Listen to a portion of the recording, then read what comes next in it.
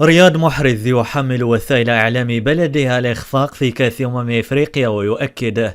ضغطوا علينا سلبية للفوز بالكأس وكأننا معتادين على ذلك.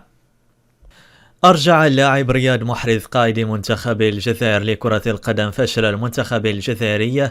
اللوم إلى وسائل إعلام بلده، مشيرا إلى أن الضغط السلبي كان أحد أسباب إخفاق المنتخب في كأس إفريقيا المقامة في الكوت ديفوار.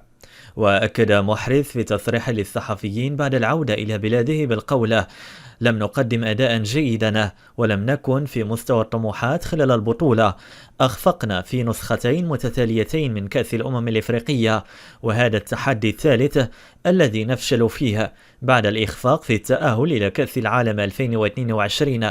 لقد حققنا سلسلة انتصارات لفترة طويلة، هذه كرة القدم، هناك فوز وخسارة، وتخسر مباريات أكثر من التي تفوز بها، هذا هو الواقع. وأضاف لاعب الأهلي السعودي عن أسباب فشل منتخب الجزائر في عبور دور المجموعات في نسختين متتاليتين